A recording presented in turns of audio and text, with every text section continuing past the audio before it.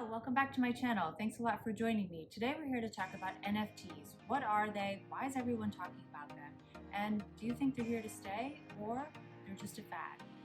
So all this buzz on NFTs recently has really come about because of this one piece of digital art sold by an artist named Beeple for $1 bajillion, which translates into $69.3 million to be exact by Christie's last week.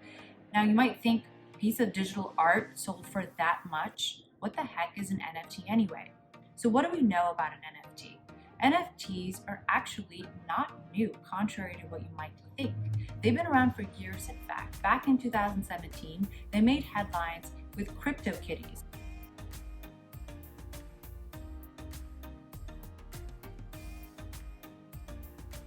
A company which created digital kittens where buyers could procure a cat as a pet, feed them, nurture them, and in fact they spend $20 million in buying and caring for their digital pets. I mean, goes to show cats and the internet are a timeless combo. So what are they? NFTs are non-fungible tokens. They're a unit of data that are stored on a ledger, aka a blockchain. Another example of this kind of asset that also trades on the ledger is Bitcoin. One difference here, though, is that one Bitcoin's value is equal to another Bitcoin's value, whereas an NFT is non-fungible. That means that they cannot be exchanged or traded for one another. What else should we know about NFTs? One important thing to note is the environmental effects of NFTs. So like mining Bitcoin or other crypto assets, verifying the ownership of digital assets is actually extremely laborsome on the amounts of energy that is required on the environment. The digital space is actually not very earth-friendly at the moment.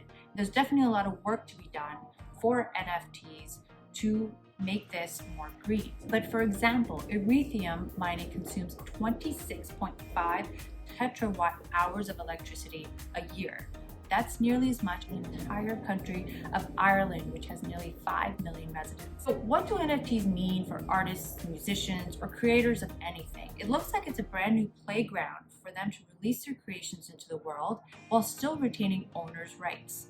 That means that a creator of an NFT does keep its copyrights, while the buyer doesn't necessarily receive exclusive access, because the creator can come out with more NFTs on the same piece of original work, which is pretty cool. Kind of looks like this is definitely tilted to favor the artist, which is always what you would want in a marketplace. So why on earth would anyone pay that much to get access to something that's not even exclusive? So how can you figure out if NFTs are a fad or if they're really here to stay? And here are a few things that are worth thinking about. The very first is the creation of artificial scarcity. So NFTs create this sense of artificial scarcity. And one of the important ways to think about this is the scarcity principle in economics. So the scarcity principle in economics is the idea that a good, if it is in short supply, meaning that the demand for it outweighs the supply for it, then that good's price will increase until the demand and supply intersect. Another way of thinking about this is the subjective value of theory. This raises the question of, well, how do you actually derive the price of a good? What's its basis?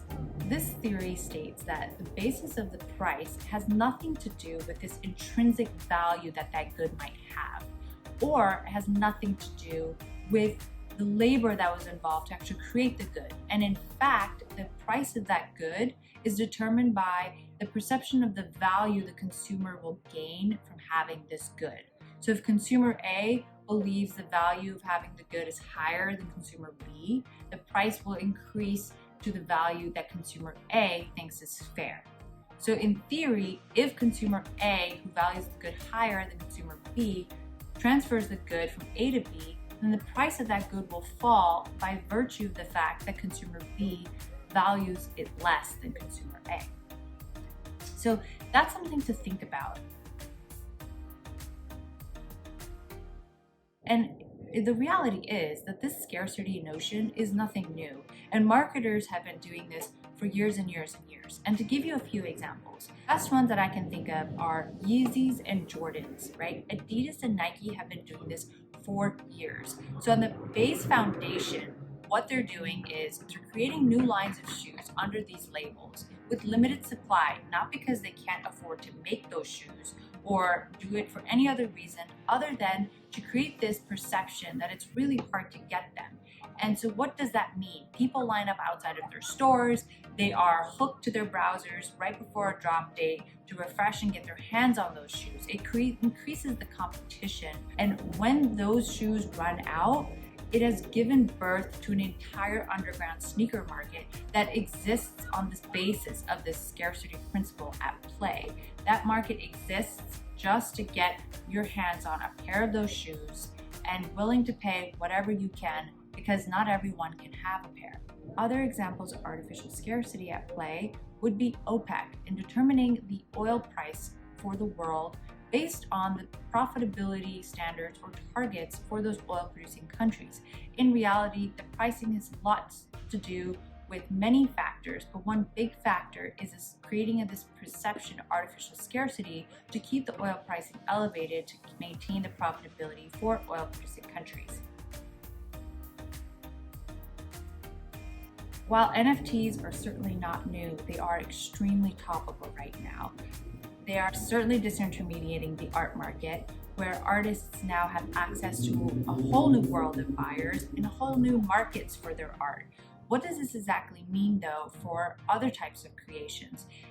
The implications are limitless. You can really turn any tangible asset like homes or land, anything in real estate, and convert them into digital assets. So it's definitely something to look out for while you do your research to figure out, are they a trend or are NFTs here to stay? Time will tell.